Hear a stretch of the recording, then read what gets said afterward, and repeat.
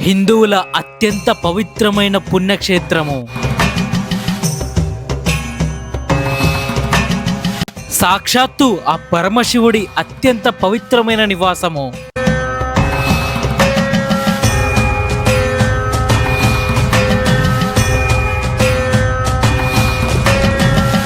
భారతదేశపు అతి పురాతనమైన నగరాల్లో ఒకటైన ఈ కాశీలో మరణించిన వారికి ముక్తి దొరుకుతుందని చాలా మంది విశ్వసిస్తుంటారు.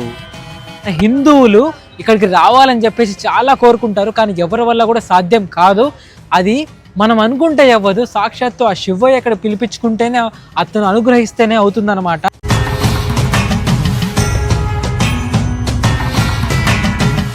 శక్తివంతమైన 12 జ్యోతిర్లింగాలలో ఒక జ్యోతిర్లింగము, 18 అష్టాదశ మహాశక్తి పీఠాల్లో ఒక శక్తిపీఠము. ఇవే కాకుండా దాదాపు ఈ వారణాసిలో 3000కు పైగా ఆలయాలున్నాయి. అంతేకాకుండా 84 ఘాట్లున్నాయి. ఇక్కడికి చూడడానికి హిందువులే కాకుండా, భారతీయులే కాకుండా ఫారిన్ కంట్రీస్ నుంచి కూడా వస్తున్నారు. మరి ఇంతటి పవిత్ర పుణ్యక్షేత్రమైన వారణాసికి ఎలా వెళ్ళాలి, ఎక్కడ ఉండాలి, ఏమేం చూడాలనేది మనం ఈ కాశీ యాత్ర వీడియోలో చూద్దాం.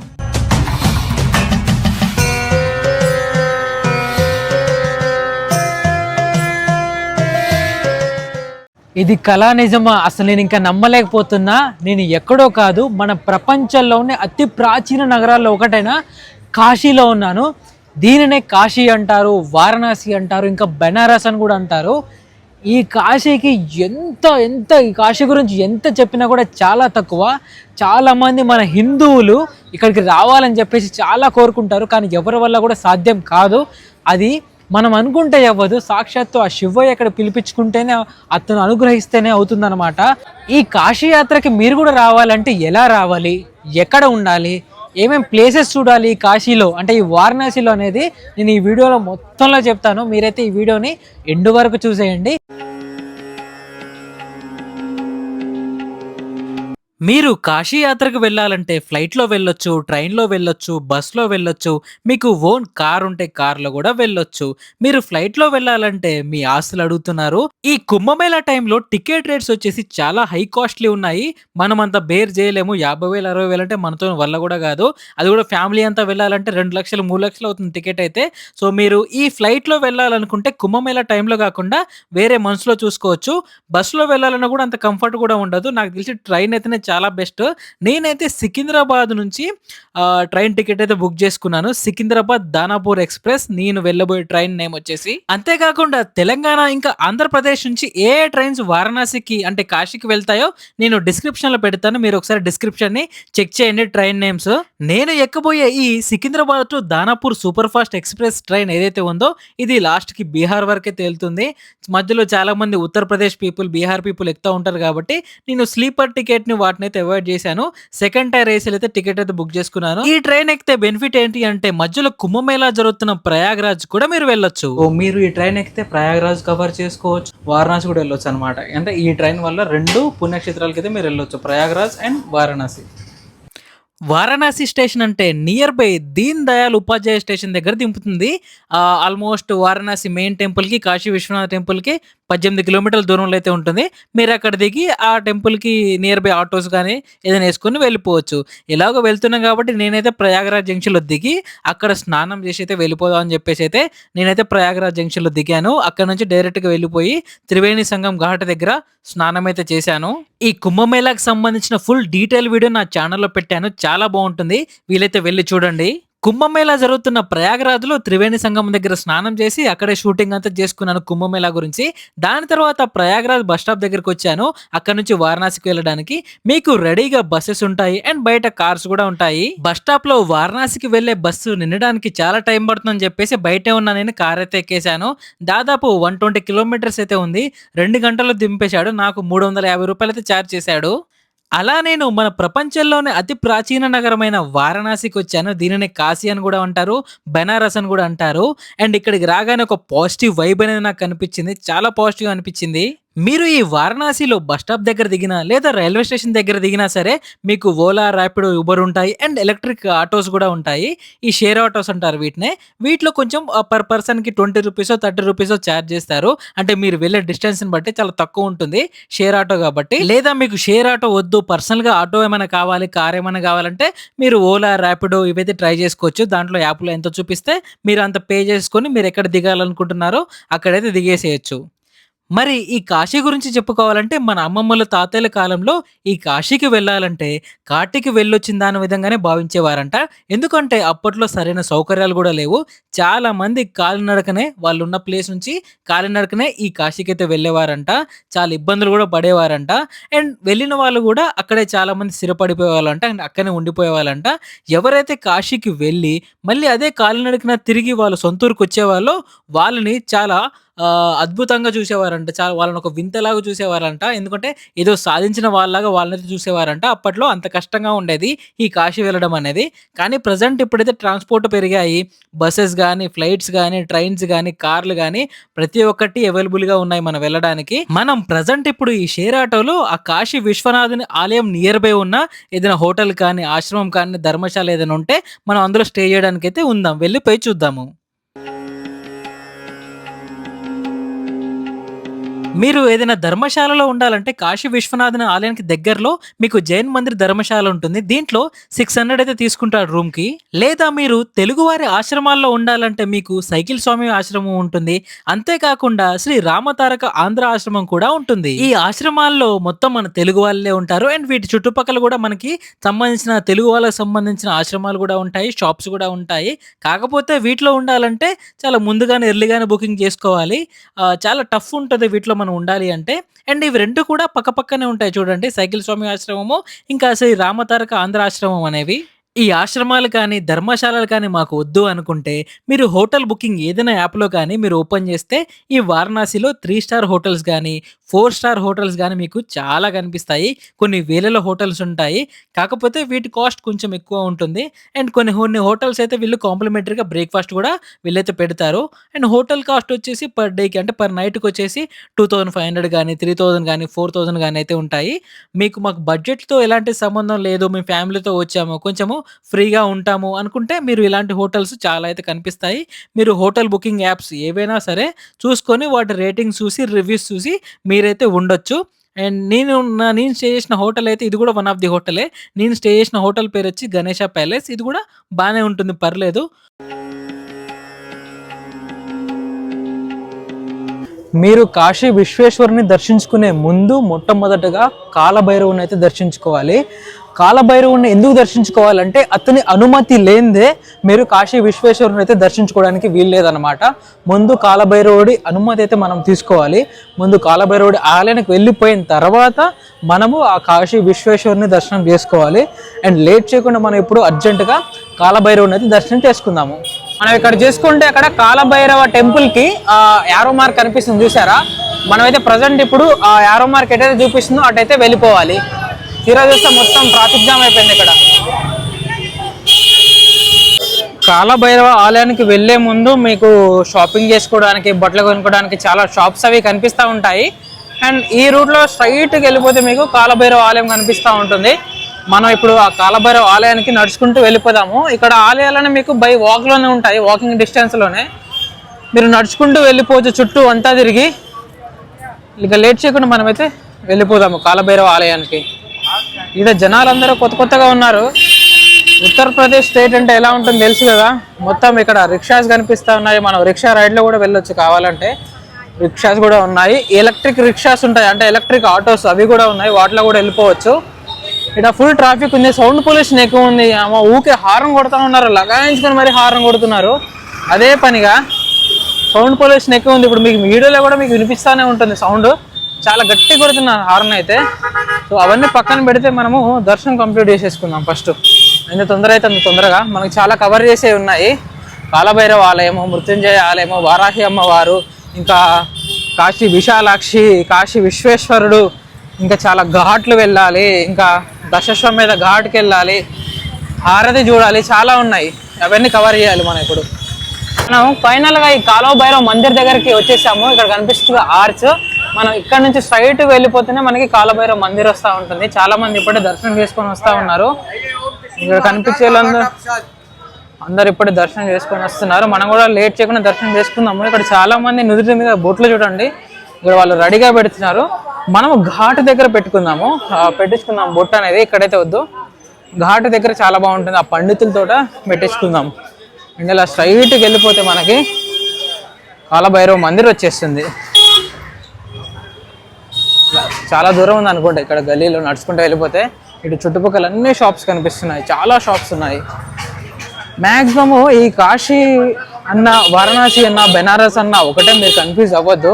చాలా మంది మన తెలుగు వాళ్ళు ఇక్కడ కనిపిస్తూ ఉంటారు. ఇంకా మన తెలుగుకు సంబంధించిన బోర్డు కూడా కనిపిస్తూ ఉంటాయి. మన తెలుగుకు సంబంధించిన తెలుగు వాళ్ళ ఆశ్రమాలు కూడా ఉంటాయి. మీకు వీడికి వచ్చినప్పుడు ఎలాంటి ఇబ్బంది ఉండదు. ఇలా స్ట్రైట్కి వెళ్ళిపోతే మనకి కాలభైరవ ఆలయం వస్తుంది. టెంపుల్లో చూసారా ఎంతమంది జనాలు వచ్చారు. ఈ కాలభైరవ ఆలయానికి చాలా మంది జనాలు వచ్చారు. ఫారెనర్స్ కూడా వస్తున్నారు చాలా మంది. బాబా బాబా ఎంతమంది జనాలు రా బాబు, వామ్మో. చెప్పులు అయితే వీళ్ళు పెట్టేసుకున్నారు. ఇక్కడ పెట్టేసుకుని 100 రూపీస్కి ఇది ఇచ్చారు. తప్పకుండా తీసుకెళ్లాలని చెప్పేసి అంటున్నారు చెప్పుల దగ్గర. చెప్పులు తీసుకురాకపోతే ఇవన్నీ తీసుకోవాల్సిన పని లేదు మనం అయితే. ఫస్ట్ ఈ కాలభైరవ ఆలయానికి లైన్ చూసారా ఎంత పెద్దగా ఉందో. బాబా అక్కడ నుంచి ఇక్కడ వరకు ఉంది లైన్ అయితే.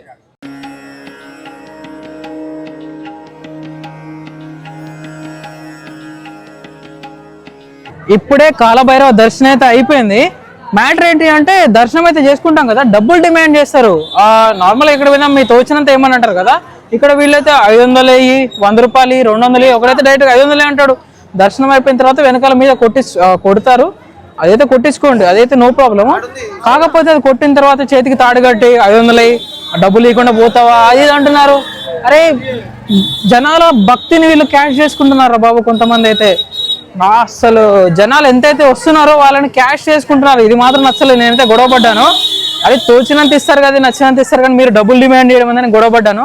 అట్లేం లేదు అని చెప్పేసి అన్నాను నాతో అతను. భక్తుల్ని అసలు భక్తిని వీళ్ళు క్యాష్ చేసుకుంటాను, డబ్బులు డిమాండ్ చేయడం అదొక్కటి నాకు నచ్చలేదు లోపల. మీరు ఈ కాలభైరవ మందిర టెంపుల్ని దర్శించుకున్న తర్వాత మీకు స్ట్రైట్ ఆపోజిట్ రోడ్లో మృత్యుంజయ మందిర్ ఉంటుంది. అక్కడికి వెళ్ళి కూడా మీరు దర్శనం చేసుకోవచ్చు. అక్కడ మృత్యుంజయ మందిర్ దగ్గర మీకు ఒక బావి ఉంటుంది. ఆ బావిలో మీరు కనుక నీళ్లు తాగితే చాలా మంచిది అన్నట్టు, చాలా ఆరోగ్యంగా ఉంటారని చెప్పేసి నమ్ముతూ ఉంటారు. ఇప్పుడైతే లేట్ చేయకుండా ఇటు మనం కాశీ విశ్వేశ్వరనాథ టెంపుల్కి అయితే వెళ్ళిపోదాం. ఇటు సైడే ఉంది అది. అండ్ ఇటు సైడ్ మీరు కాలభైరవ దర్శనం చేసిన తర్వాత మృత్యుంజయ మందిర్కి అయితే వెళ్ళడం అయితే అస్సలు మర్చిపోకండి, వెళ్ళండి. అక్కడ ఒక బావి ఉంటుంది, నీళ్లు చాలా బాగుంటాయి. ఇక్కడ మీరు చూస్తే మనకి కాశీ విశ్వనాథ మందిర్కి రూట్ చూపిస్తుంది లెఫ్ట్ సైడ్లో. మనం లెఫ్ట్ సైడ్కి వెళ్ళిపోదాము. ఒక 1 కిలోమీటర్ వరకు అయితే ఉంటుంది డిస్టెన్స్. పర్లేదు, నడుచుకుంటూ వెళ్ళిపోదాము. ఈ ఆటోలు వెళ్ళవు, రిక్షాలు కూడా కష్టం అటు సైడు. ఇక్కడైతే మనకి మ్యాప్ ఇలా కనిపిస్తుంది కాబట్టి ఇలా అయితే వెళ్ళిపోదాము. ఇలా ముందు వెళ్ళేదారిలో మీకు అన్ని షాపులు కనిపిస్తూ ఉంటాయి. మీరు తినడానికి కూడా ఉంటాయి చూడండి. ఇలా మీరు స్ట్రైట్గా వెళ్ళిపోతే కాశీ విశ్వనాథ మందిర్ కనిపిస్తుంది. ఈ కాశీ విశ్వనాథ మందిర్ మన 12 జ్యోతిర్లింగాలు ముఖ్యమైన ఒక జ్యోతిర్లింగం, ఒక మెయిన్ జ్యోతిర్లింగము. కాశీకి రావాలంటే అందరి వల్ల కాదు, చాలా కొద్ది మంది మాత్రమే వల్లనే అవుతుంది. అది ఎవరు మనం అనుకుంటే రాలేము. ఆ శివయ్య పిలవాలి కాశీకి. చాలామంది కాశీ వారణాసికి రావాలని చెప్పేసి అనుకుంటా ఉంటారు. వాళ్ళ కళ చాలా మంది వరకు నెరవేరదు, కొంతమందికి మాత్రం నెరవేరుతుంది. చూద్దాం, మనం వెళ్ళి దర్శనం చేసుకుందాము. ఇక్కడ మన ఓల్డ్ కాలం, పాతకాలం లాగా మనకి రిక్షాలు చాలా దొరుకుతాయి. మీరు కావాలంటే సవారీ రైడ్, రిక్షా రైడ్ కూడా చేయొచ్చు.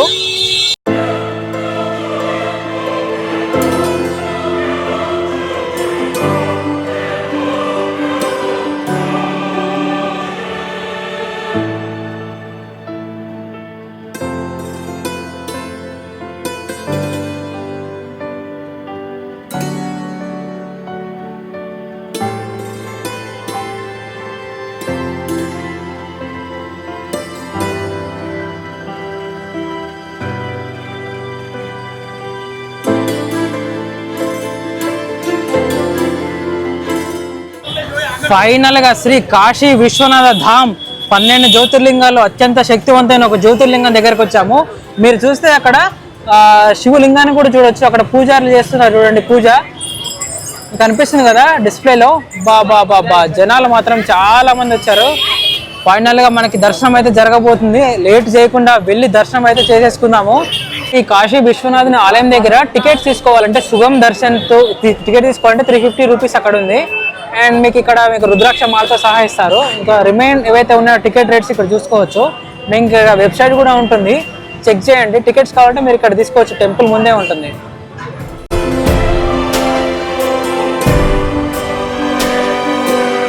లోపల మేబీ మొబైల్ ఫోన్స్ ఎలా ఉండకపోవచ్చు.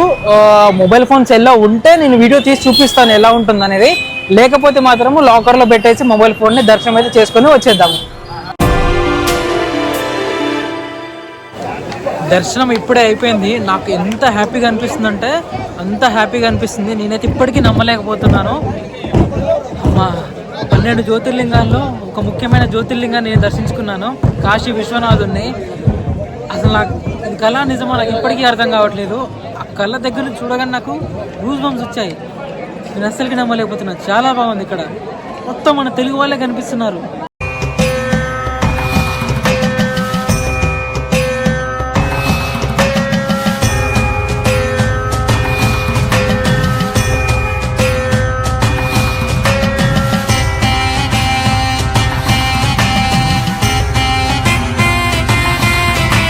ఇక్కడ మీరు గుర్తుపెట్టుకోవాల్సిన విషయం ఏంటి అంటే ఆ పరమశివుణ్ణి మీరు స్పర్శ దర్శనం కూడా చేసుకోవచ్చు. ఎర్లీ మార్నింగ్ 4 o'clock నుంచి 5 o'clock వరకు, and evening 4 PM to 5 PM, and night వచ్చేసి 8 నుంచి 8:30 వరకు మీరైతే స్పర్శ దర్శనం చేసుకోవచ్చు. చాలామంది లైన్లో ఉంటారు, మీరు ముందుగానే వెళ్ళిపోయి లైన్లో నిలబడాల్సి వస్తుంది. అబ్బా, ఈ కాశీ విశ్వనాథుని ఆలయానికి చూడండి ఫారినర్స్ ఎలా వస్తున్నారో. ఆ విశ్వనాథుని దర్శనం అయిపోయిన తర్వాత పక్కనే మీకు అన్నపూర్ణాదేవి ఆలయం ఉంటుంది, మీరు వెళ్ళి దర్శనం చేసుకోవచ్చు. ఒకవేళ మీరు పొద్దున 9 గంటల నుంచి మధ్యాహ్నం 3 గంటల వరకు ఉంటే అక్కడే ఫ్రీ ఫుడ్ కూడా తినొచ్చు. ఆ తర్వాత 18 అష్టాదశ మహాశక్తి పీఠాలు ఒకటైన విశాలాక్షి అమ్మవారిని దర్శించుకోవచ్చు. ఇంకా మీరు దర్శించుకోవాల్సిన ఆలయాల్లో వారాహి అమ్మవారి ఆలయం ఉంది. ఈమె కాశీ నగరానికి నగరపాలిక. ఈ వారాహి అమ్మవారు రాత్రంతా ఈ కాశీ నగరం చుట్టూ తిరుగుతూ కాశీ నగరాన్ని కాపాడుతుందని నమ్ముతుంటారు. అలా అమ్మవారు పొద్దున్నే 4 గంటలకి ఆలయానికి వచ్చేస్తుంది. 5:30 కల్లా పూజలు అయితే కంప్లీట్ చేస్తారు. దాని తర్వాత 5:30 నుంచి 9:30కి భక్తులకి దర్శించుకోవడానికి వీలు కల్పిస్తారు.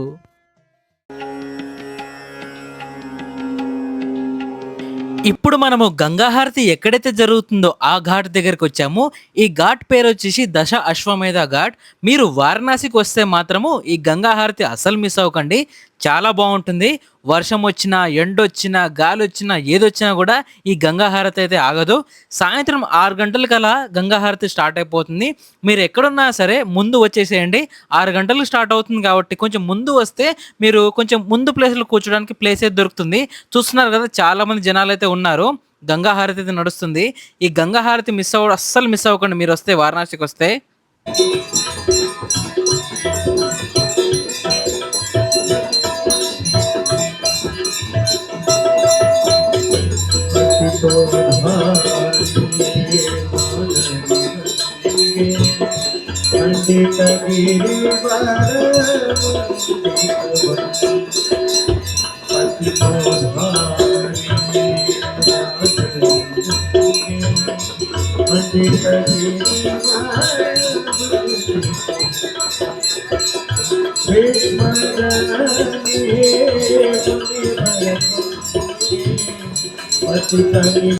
ఒక్కసారి ఈ గంగాహారతి దగ్గర జనాలు చూడండి ఎంతమంది ఉన్నారో.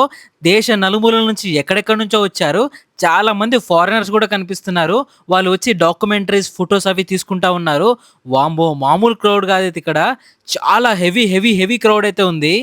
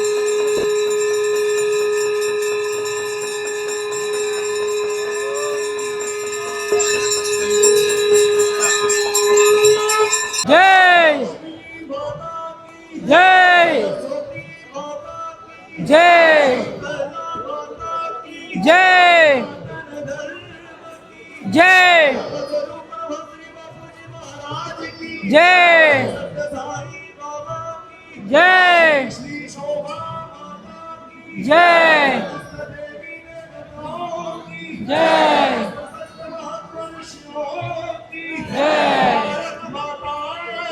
జై. మీరు గంగా హారతి చూడాలంటే దశ అశ్వమేధ ఘాట్ దగ్గరికి రావాలి. సాయంత్రం 6 నుండి స్టార్ట్ అవుతుంది. నా వెనక చూస్తున్నారు కదా జనము, వీళ్ళందరూ గంగా హారతి కోసం వచ్చిన వాళ్ళే. చాలా బాగుంటుంది, చాలా మంది జనాలు వస్తారు ఇక్కడికి. అండ్ మీరు తొందరగా వచ్చి సీట్ దూలాలుకొని కూర్చుంటే చాలా బెటర్, ఎందుకంటే ముందు సీట్ దొరుకుతుంది కాబట్టి.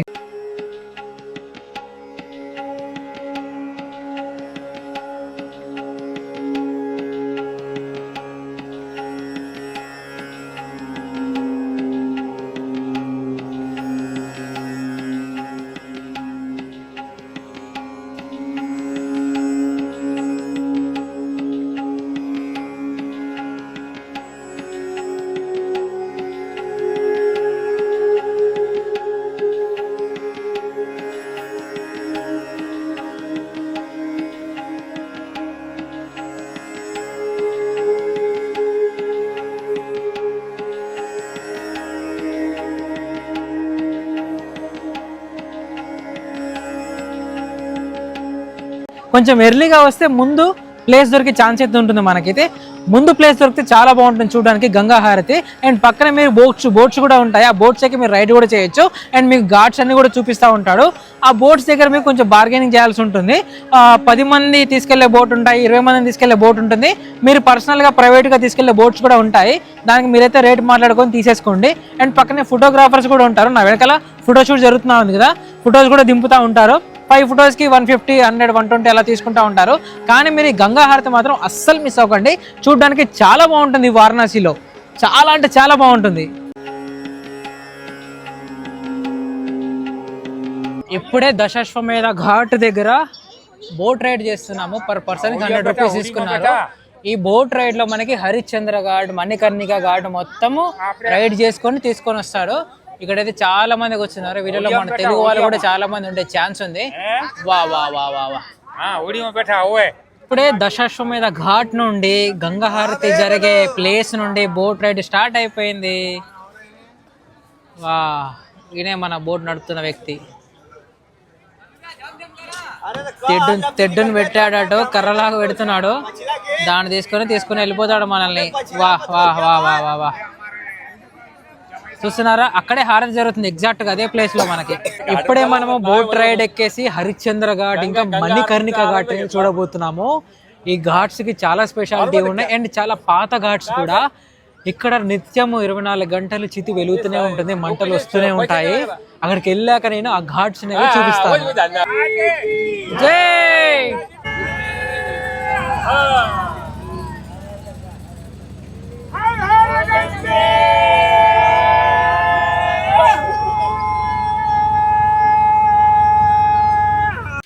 మనం ఈ వారణాసిలో బోట్ రైడ్ చేసేటప్పుడు మనకి చాలా ఘాట్స్ కనిపిస్తూ ఉంటాయి. ఈ వారణాసిలో మనకి చాలా ఘాట్స్ ఉన్నాయి. అందులో స్నానాలు చేయడానికి ఘాట్స్, పూజలు చేసుకోవడానికి ఘాట్స్, ఇంకా దహన సంస్కారాలకి ఘాట్స్ కూడా సెపరేట్గా ఉంటాయి. సో మీరు వీటన్నిటిని ఈ బోట్ రైడ్లో వెళ్తూ మీరు చూసుకోవచ్చు. దాదాపుగా ఇక్కడ 84 ఘాట్లు అయితే ఉంటాయి. అందులో ముఖ్యంగా ప్రముఖంగా కొన్ని ఘాట్స్ అయితే ఉన్నాయి. అందులో దశాశ్వమేధ ఘాట్, అస్సీ ఘాట్, హరిశ్చంద్ర ఘాట్, మణికర్ణిక ఘాట్, ఇంకా కొన్ని ఘాట్స్ అయితే ఉన్నాయి. దశ అశ్వమేధ ఘాట్ అంటే పూర్వం ఇక్కడ బ్రహ్మదేవుడు 10 యాగాలు చేశాడని చెప్పేసి మన పురాణాల్లో చెప్పుకుంటూ ఉంటారు. ఈ దశ అశ్వమేధ ఘాట్ దగ్గర ఆ శివయ్యకి, గంగమ్మకి, సూర్యుడికి, అగ్నికి, ఇంకా విశ్వం మొత్తానికి హారతినైతే ఇస్తారు. ఈ హారతిని మాత్రం అస్సలు మిస్ అవ్వకండి. ఇలా ఒక్కొక్క ఘాట్కి ఒక్కొక్క చరిత్ర ఉంది. ప్రజెంట్ మనం ఇప్పుడు హరిశ్చంద్ర ఘాట్ని అయితే చూస్తాము. అది కూడా బోట్ నుంచే కనిపిస్తుంది మనకి. ఇక్కడ నుంచి మనం చూపిస్తాను ఎలా ఉంటుందో హరిశ్చంద్ర ఘాట్ అనేది.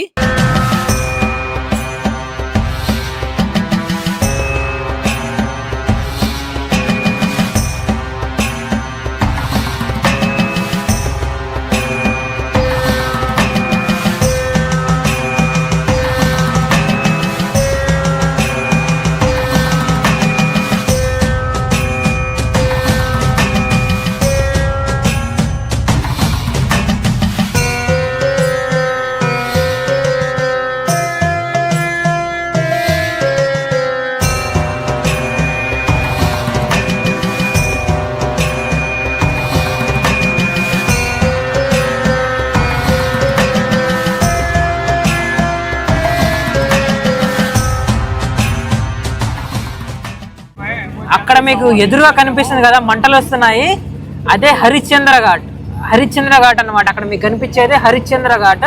అండ్ ఇలానే మనకి మణికర్ణిక ఘాట్ అని ఒకటి ఉంటుంది. ఇక్కడికి వచ్చి చాలా మంది వాళ్ళ లాస్ట్ లైఫ్ ని ఇక్కడే అయిపోవాలని చెప్పేసి కోరుకుంటారు. చాలా మంది ఇక్కడ చనిపోతారు. ఇక్కడ చనిపోయారంటే మెయిన్ రీజన్ శివుడి దగ్గరికి వెళ్ళిపోతారని చెప్పేసి అర్థము. వాళ్ళ లాస్ట్ లైఫ్ ని ఇక్కడే కంప్లీట్ చేసుకోవాలని చెప్పేసి నమ్ముతా ఉంటారు. అక్కడ మీకు ఆల్రెడీ మంటలు కనిపిస్తా ఉన్నాయి, చూసారా? అదేనండి హరిశ్చంద్ర ఘాట్ అని. ఇప్పుడు మన పురాణాల్లో హరిశ్చంద్రుడు కాటికాపుగా పనిచేసింది ఇక్కడేనండి. ఇక్కడే. ప్రపంచం అంతా బతకడం కోసం చస్తుంటారండి, కానీ కాశీలో మాత్రం చావడం కోసం బతుకుతుంటారండి. ఇప్పుడే హరిశ్చంద్ర ఘాట్ ని చూపించాడు, బోట్ ని ఇట్లా పల్టా తిప్పాడు అనమాట. ఇప్పుడు మనం మణికర్ణిక ఘాట్కి అయితే వెళ్ళబోతున్నాము. అక్కడ ముందు ఒక పెద్ద బోట్ అయితే వెళ్తుంది చూడండి. దాంట్లో కింద కూర్చోడానికి ఉంది అండ్ పైన కూడా కూర్చోడానికి ఉంది. చాలా దూరంలో ఉంది ఆ బోటు. నేను జూమ్ చేశాను, 2x జూమ్ కొట్టాను కాబట్టి మీకు కొంచెం దగ్గరగా ఉన్నట్టు కనిపిస్తుంది. అక్కడ మీకు ఎదురుగా కనిపిస్తుంది కదా, అదే మణికర్ణిక ఘాట్. మణికర్ణిక ఘాట్కి చాలా పెద్ద స్టోరీ ఉంది, చాలా పాత ఘాట్ ఇది, చాలా పెద్ద స్టోరీ ఉంది. వీలైతే మనం ఆ ఘాట్ అక్కడ దగ్గరికి వెళ్ళిపోయి చూద్దాము. ఈ ఘాట్ లో 24 hours 365 days చితి వెలుగుతానే ఉంటుంది. ఒకవేళ ఇక్కడ చితి ఆగిపోయిందంటే యుగాంతం వస్తుందని చెప్పేసి నమ్ముతా ఉంటారు. ఇక్కడ మీకు ఎదురుగా కనిపించేది ఆ మణికర్ణిక ఘాట్ లో మీకైతే షోస్ ఉంటాయి చూడండి. 7:15 to 7:30 PM first show. Last show వచ్చేసి 8 PM నుంచి 8:15 PM వరకు మీకు షోస్ ఉంటాయి. ఇక్కడ మీరు చూడొచ్చు ఈ వింటర్ లో. అక్కడ చూస్తున్నారా కొత్తగా కనిపిస్తుంది మొత్తం రెడ్ కలర్ లో. అక్కడ మీకు లేజర్ షో ఆ టైప్ ఉంటాయి అక్కడ లైట్స్ తోటి. చూడండి మీరు.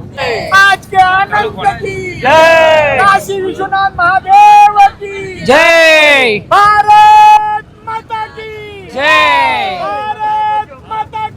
జై. బోట్ రైడ్ అయితే అయిపోయింది అనుకుంటున్నాను. ఒడ్డుకు తీసుకెళ్తున్నాడు. సబ్కా లియే bye, have a safe journey. చేసింది కొద్దిసేపు రైడే కానీ చాలా మంది పరిచయం అయ్యారు. వెళ్ళేటప్పుడు బాయ్ కూడా చెప్తున్నారు చూడండి. ఘాట్ దగ్గరకు వచ్చాము. ఇప్పుడే తీసుకొని వస్తున్నారు ఒక మనిషిని, చనిపోయిన వ్యక్తిని అటు తీసుకొని వెళ్ళిపోతున్నారు చూడండి. మన భాషలో చెప్పాలంటే పాడె మీద తీసుకొని అటు వెళ్తున్నారు. మొత్తం పూలమాలలు వేసేసుకొని దహన సంస్కారాలు జరపడానికి అక్కడ తీసుకొని వెళ్తున్నారు చూడండి. వెనకాల కట్టెలు కూడా కనిపిస్తున్నాయి చూసారా, చాలా కట్టెలు ఉన్నాయి. ఇప్పుడే ఒక వ్యక్తిని అక్కడ తీసుకొని వెళ్ళారు. ఇక్కడ చనిపోయిన వ్యక్తి ఏకంగా శివుడితో సమానం అన్నట్టు చెప్తా ఉంటారు చూడండి. అక్కడ వెనకాల కట్టెలు కూడా చాలా ఉన్నాయి. ఇక్కడ కూడా కొంతమంది వ్యక్తులు, చనిపోయిన వ్యక్తులు ఉన్నారు. ఈ మణికర్ణిక ఘాట్లో జరుగుతున్న సిచ్యువేషన్ ఇది.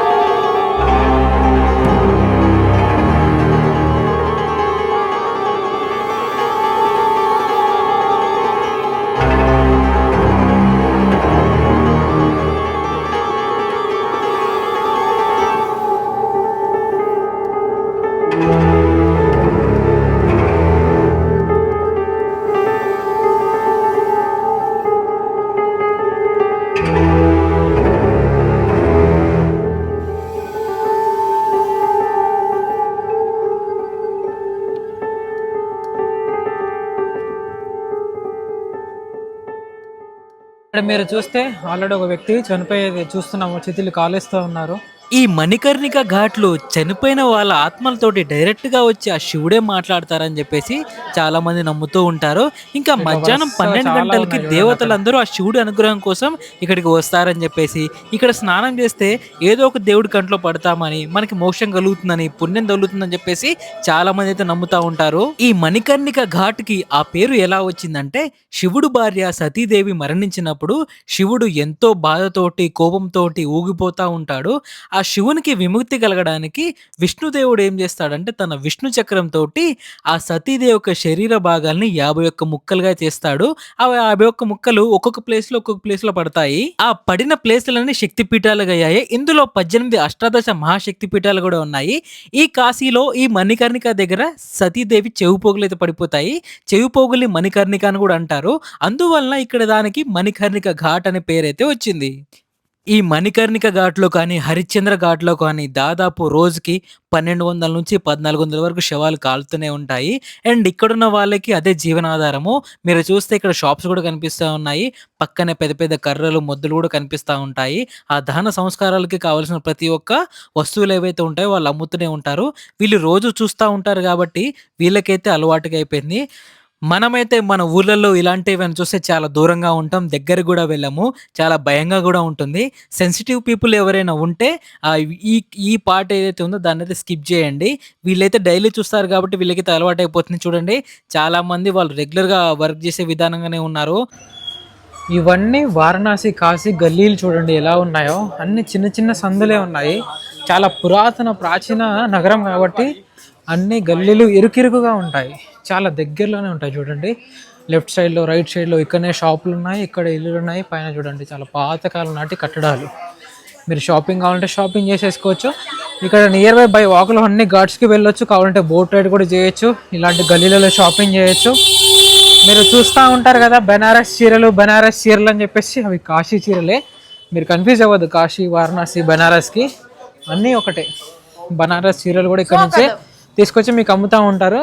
కొంతమంది అయితే అక్కడే చీరలకి బనారస్ అని కూడా పేరు పెడతారు. బిజినెస్. మీరు మీ పూర్వీకులకు కానీ లేదా మీ ఇంట్లో ఎవరైనా మరణిస్తే వాళ్ళకి పిండ ప్రదానాలు చేయాలంటే కొన్ని పురాతన ఘాట్స్ అయితే ఇక్కడ ఉన్నాయి వారణాసిలో. అందులో దశాశ్వమేధ ఘాట్, అస్సీ ఘాట్, మణికర్ణిక ఘాట్, హరిశ్చంద్ర ఘాట్ అంటూ ఇక్కడ మీరు ఒక పండితుడిని, తెలుగు పండితులు కూడా ఉంటారు. అండ్ మీ లాంగ్వేజ్ ఏదైతే ఉందో మీకు ఆ సూటబుల్ ఎవరైతే ఉన్నారో అలాంటి పండితులు ఇక్కడైతే దొరుకుతారు. తెలుగు వాళ్ళు కూడా ఉంటారు. సో మీరైతే వాళ్ళని తీసుకొని వచ్చేసి వాళ్ళని కూర్చొని ఒక రేట్ ఇంత మాట్లాడేసుకొని మీ ఇంట్లో ఎవరైనా చనిపోయిన వాళ్ళు ఎవరైనా ఉన్నా, మీ పూర్వీకులు ఎవరైనా ఉంటే వాళ్ళకి పిండ ప్రదానాలు కానీ అండ్ వాళ్ళ ఆత్మకి శాంతి కలిగించే మార్గాలు ఏమైనా ఉంటే అవన్నీ ఇక్కడ మీరు కార్యక్రమాలు అనేవి చేసుకోవచ్చు.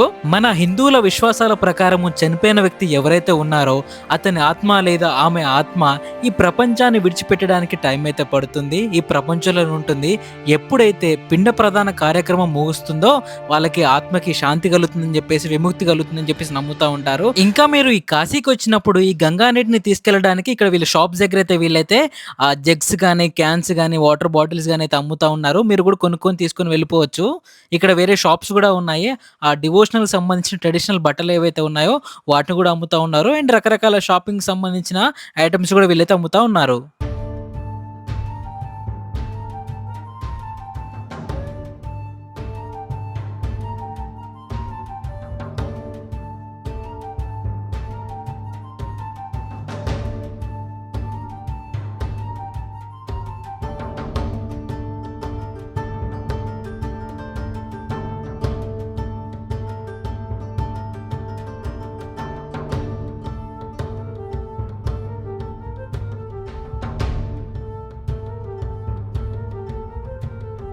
నార్మల్గా దీని పేరు కాశీనే, కానీ బ్రిటిష్ వాళ్ళు దాన్ని బెనారస్గా మార్చారు, చేంజ్ చేశారు. మీరు ఈ విషయంలో మాత్రం కన్ఫ్యూజ్ అవ్వద్దు. కాశీ అన్నా, వారణాసి అన్నా, బెనారస్ అన్నా ఒకటే. అండ్ ఈ కాశీకి రావాలి అంటే సికింద్రాబాద్ నుంచి మీకు ట్రైన్స్ చాలానే ఉంటాయి. నేను వచ్చిన ట్రైన్ ఏంటి అంటే సికింద్రాబాద్ టు దానాపూర్. ఇదేంటి అంటే మీకు ఈ ట్రైన్ ఆల్మోస్ట్ బీహార్ వరకు వెళ్ళిపోతుందనమాట. ఈ కాశీ అనేది మీకు ఉత్తరప్రదేశ్‌లో ఉంటుంది. సో, మీకు వచ్చే గ్యాప్‌లో మీకు ఒక 4 రాష్ట్రాల్ని కవర్ చేస్తారు ఈ ట్రైన్‌లో.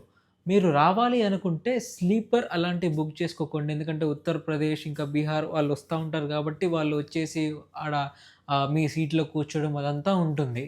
మీకు వీలైతే సెకండ్ క్లాస్ ఏసీ కానీ, థర్డ్ క్లాస్ ఏసీ కానీ బుక్ చేసుకోండి. మీరు వారణాసి జంక్షన్‌లో దిగేస్తారు. అక్కడి నుంచి మీకు ఈ జంక్షన్‌లన్నీ అంటే ఈ ఘాట్స్ అన్నీ ఒకే దగ్గరికి వచ్చేస్తాయి. ఒకే దగ్గర కనిపిస్తాయి. అండ్ మీరు ఈ కాశీ విశ్వనాథుని దర్శించుకోవాలంటే ముందుగా కాలభైరవుడిని దర్శించుకోవాలి. ఈ కాలభైరవుడిని ఎందుకు దర్శించుకోవాలంటే దానికి కూడా ఒక చరిత్ర ఉంది. ఈ కాలభైరవుడు అనుమతి ఉంటేనే మీకు ఆ కాశీ విశ్వనాథుడి దర్శనం అయితే కలుగుతుందనమాట. మీకు ఈ కాలభైరవుడి అనుగ్రహం లేకపోతే ఆ దర్శనం అనేది జరగదు. అందుకే చాలామంది కాలభైరవుని దగ్గరికెళ్ళిపోయి అనుమతి తీసుకొని, దర్శనం చేసుకొని, ఆ తర్వాత కాశీ విశ్వనాథుడి ఆలయానికైతే వెళ్ళిపోతారు. మీరు ఈ కాలభైరవ ఆలయాన్ని దర్శించుకున్న తర్వాత ఆ ఆర్చ్‌కి ఆపోజిట్‌లోనే మీకు మృత్యుంజయ మందిర్ ఉంటుంది. వీలైతే అక్కడ గూడా వెళ్ళండి. అక్కడొక బావి ఉంటుంది. ఆ బావిలో నీళ్లు తాగితే చాలా బావుంటుంది. అండ్ చాలా ఆరోగ్యకరంగా ఉంటారని జెప్పేసి అక్కడ వాళ్ళు మీకు ఫ్రీగా గూడా పోస్తారు. అండ్ బాటిల్‌లో గూడా ఇస్తారు. అది గూడా తీసేసుకోండి. బాటిల్ గూడా తీసేసుకోండి. అండ్ మీరు వారాహి అమ్మవారు, వారాహి మాతను గూడా దర్శించుకోవచ్చు. కాకపోతే ఆ అమ్మవారి ఉగ్ర రూపంలో ఉంటుంది కాబట్టి మీకు ఓన్లీ ఒక హోల్ నుండి కాళ్ళు మాత్రమే చూపిస్తా ఉంటారు. ఎందుకంటే ఆ అమ్మవారు ఈ నగర పాలిక అనమాట. ఈ నగరాన్ని కాపలా గాస్తుంది. సో, అమ్మవారిని గూడా దర్శించుకోవచ్చు. అండ్ ఇంకా ఈవినింగ్ టైంలో హారతి, గంగా హారతి చూడాలంటే మీరు దశ అశ్వమేధ ఘాట్‌కైతే వెళ్ళిపోండి. ఆడ చూడ్డానికి గంగా హారతి చాలా బావుంటుంది. ఆ గంగా హారతి అయిపోయిన తర్వాత మీరు బోట్ రైడ్ చేయొచ్చు ఈవినింగ్ టైంలో అయితే. మీరు మార్నింగ్ టైంలో అయినా గూడా బోట్ రైడ్ చేసేసుకోవచ్చు. వాళ్ళు మీకు ఘాట్స్ అన్నీ చూపిస్తా ఉంటారు. అటు ఈ దశాశ్వమేధ ఘాట్‌కి రైట్ సైడ్ ఏమో మీకు హరిశ్చంద్ర ఘాట్ ఉంటుంది. లెఫ్ట్ సైడ్‌లో మీకు మణికర్ణిక ఘాట్ ఉంటుంది. ఫస్ట్ మీకు హరిశ్చంద్ర ఘాట్‌ని చూపించేసి అదే బోట్‌లో మళ్ళీ మణికర్ణిక ఘాట్ చూపిస్తారనమాట. అంటే నీటిలోనే చూపిస్తా ఉంటారు. మీరు ఒకవేళ వాటిని దగ్గర నుంచి చూడాలంటే మీరు ఆ ఘాట్ నుంచి వరుసగా నడుచుకుంటా వెళ్ళిపోయి చూడొచ్చు. ఒకవేళ మీకు ఫోటోస్ కావాలంటే ఫోటోస్ గూడా దిగొచ్చు. మీరు ఎవరైనా మీ వాళ్ళ అస్థికలు కలపాలి అంటే మీరు వచ్చేసి అక్కడ పంతులు, అయ్యగారులు ఉంటారు. తెలుగు మాట్లాడే వాళ్ళు కూడా ఉంటారు. వాళ్ళతో మీరు మాట్లాడేసుకోవచ్చు. కానీ కొంతమంది మీరు 'ఇంద్ర' సినిమాలో వాటి సినిమాలో చూసుంటే కొంతమంది వాళ్ళు ఉండే ఛాన్స్ ఉంటుంది. కాకపోతే అలాంటియి ఏమి వాళ్ళ చిక్కుల్లో పడకుండా ఎవరైనా ఉంటే అక్కడ ఉంటారు. మీరు తెలుగు వాళ్ళు గూడా ఉంటారు కావాలంటే. మీరు ముందు వెనక చూసుకొని మీ అస్థికలు అలాంటి కార్యక్రమాలు ఏమైనా కలిపి ఉంటే గంగలో అవి గూడా చేసుకోవచ్చు. మణికర్ణిక ఘాట్‌లో మాత్రం మీకైతే 24 గంటలు చితి వెలుగుతూనే ఉంటుంది. ఇవన్నీ అయిపోయిన తర్వాత మీరు ఈ వారణాసియే కాకుండా ఆహ్, ఈ కుంభమేళా జరుగుతున్న టైంలో మీరొచ్చుంటే కుంభమేళా గూడా కవర్ జేసుకోవచ్చు. ప్రయాగరాజ్‌లో జరుగుతున్నది. అండ్ అక్కడి నుంచి మీరు అయోధ్యకు గూడా వెళ్ళొచ్చు. ఆహ్, ప్రయాగ్‌రాజ్ నుంచి మీకు అయోధ్య దాదాపు ఒక 150, 160 కిలోమీటర్స్ వస్తుంది. ఆ వెళ్ళే దారిలోనే మీకు చిత్రకూట్ ఉంటుంది. ఆ చిత్రకూటు మీకు తెలిసిందే. రాముడు, సీత, లక్ష్మణుడు వనవాసం చేశారు గదా! ఆ ప్లేస్‌కి గూడా ఎళ్ళొచ్చు. మీరు ఈ వారణాసి నుండి ప్రయాగ్‌రాజ్ వెళ్ళే దారి మధ్యలో మీకు సీతామఢి ఉంటుంది. ఆ సీతాదేవి అమ్మవారు భూమిలోకెళ్ళిపోయిన ఏదైతే ఉంటుందో ఆ సీన్ అనేది ఆ ప్లేస్‌లోనే జరిగినట్టు నమ్ముతా ఉంటారు. మీరు దాన్ని గూడా చూడొచ్చు. ఇంకా ఇలాంటి చాలా ప్లేస్‌లు ఇక్కడ నియర్ బై ఉన్నాయి. చాలా ప్రాచీనమైన నగరం ఇది. చాలామంది సాధువులున్నారు. అండ్ ఇక్కడ ఈ కాశీలో మనం అనుకుంటాం గదా! నార్త్ వాళ్ళు ఎక్కువ ఉంటారేమో అని అనుకుంటాం. కాకపోతే మన తెలుగు వాళ్ళు ఎక్కడ పడితే అక్కడ ఉన్నారు. దర్శనానికి గూడా వాళ్ళే వస్తుంటారు చాలామంది. మీరొచ్చినప్పుడు గూడా మీరు తెలుగు వాళ్ళని ఈజీగా చూడొచ్చు. ఈజీగా గమనించొచ్చు వాళ్ళని. వాళ్ళతో గూడా మాట్లాడొచ్చు. ఎక్కడికెళ్ళినా గూడా వాళ్ళే మనల్ని పలకరిస్తా ఉంటారు. ఇంకిక్కడ ఆశ్రమాలు గూడా ఉన్నాయి. ఒకవేళ మీరు కాశీకొచ్చినప్పుడు ఎక్కడ స్టే చేయాలని అనుకుంటే కొన్ని తెలుగు ఆశ్రమాలుంటాయి. మీరు కావాలంటే ఆశ్రమాలలో ఉండొచ్చు. అందులో ముఖ్యంగా ఫేమస్ అయినవి ఏంటంటే సైకిల్ స్వామి ఆశ్రమం ఉంటుంది. ఇంకొక ఆంధ్ర తారక రామ ఆశ్రమం అనేది ఒకటుంటుంది. మీరు వాటిలో గూడా ఉండాలంటే ఒక 2, 3 మంత్స్ నుంచే బుక్ జేసుకోవాల్సి ఉంటుంది. లేదా ఇక్కడే జైన్ మందిర్స్ అవి ఉంటాయి. ఆ మందిర్‌లో గూడా ఉండొచ్చు. లేదా అంతకంటే కొంచెం మీరు ఒక లగ్జరీగా ఉండాలి, కొంచెం ఫ్యామిలీతో కొంచెం సెక్యూర్డ్‌గా కొంచెం మంచిగా ఉండాలి అని అనుకుంటే హోటల్స్ బుక్ చేసుకోవచ్చు. చాలా హోటల్స్ ఉంటాయి. మెయిన్‌గా దశాశ్వమేధ ఘాట్ ఆ గల్లీ మొత్తం హోటల్సే ఉంటాయి. మీరు చూసుకోవచ్చు. చాలా హోటల్స్ ఉంటాయి. మీరు స్టే చేయడానికైతే ఎలాంటి ఇబ్బంది లేదు. ఉండొచ్చు. మొత్తం తిరగొచ్చు. అన్నీ బై వాక్‌లో ఎళ్ళొచ్చు. ఇక్కడ మన పాతకాలం నాటి రిక్షాలుంటాయి. వాళ్ళకైతే కొంచెం వాళ్ళు అడిగినంత ఇవ్వండి. అంటే ఎక్కువేం అడగరు. వాళ్ళ కష్టానికి తగ్గట్టే ఇస్తారు. మీ బరువునేసుకొని వాళ్ళు తొక్కుతా ఉంటారు గదా! ట్రాఫిక్‌లో. వాళ్ళ కష్టానికి ఇవ్వచ్చు. ఇంకా ఎలక్ట్రిక్ రిక్షాలు తిరుగుతా ఉన్నాయి. ర్యాపిడో, ఓలా అవి గూడా ఉంటాయి. సో, మీరు వాటిని గూడా బుక్ జేసుకొని వెళ్ళొచ్చు. ఇంక ఫుడ్ విషయానికొస్తే నార్త్ ఇండియన్ ఫుడ్ ఎలాగో ఇక్కడ ఉంటుంది కాబట్టి మీకు సౌత్ ఇండియన్ ఫుడ్ గూడా ఉంటుంది. మన ఇడ్లీ, సాంబార్, దోస అవి గూడా తినొచ్చు. సౌత్ ఇండియన్ ఫుడ్ ఏవైతే ఉంటాయో అవి గూడా మీరు తినొచ్చు. సో, ఫుడ్ విషయంలో ఈ కాశీలో, వారణాసిలో ఎలాంటి డోకా లేదు. అంతే. సో ఇది ఇవాల్టి మన వీడియో ఎలా అనిపించింది? నా వీడియో నచ్చితే లైక్ చేయండి. అలాగే మీకేమైనా డౌట్స్, సందేహాలు ఉంటే కామెంట్ బాక్స్‌లో అడగండి. అండ్ నా ఛానల్‌ని సబ్స్క్రైబ్ కూడా చేసుకోండి. Thank you. నా ఛానల్‌కి కొత్తగా వచ్చిన వాళ్ళకి, నన్ను ఎప్పటినుంచో సపోర్ట్ చేస్తున్న వాళ్ళకి నా శతకోటి వందనాలు. ఈ వీడియోలో నా హార్డ్ వర్క్ నచ్చినట్టయితే ఒక లైక్ చేసి కామెంట్ చేయండి. నా నెక్స్ట్ వీడియోలకి బూస్టప్ అవుతుంది.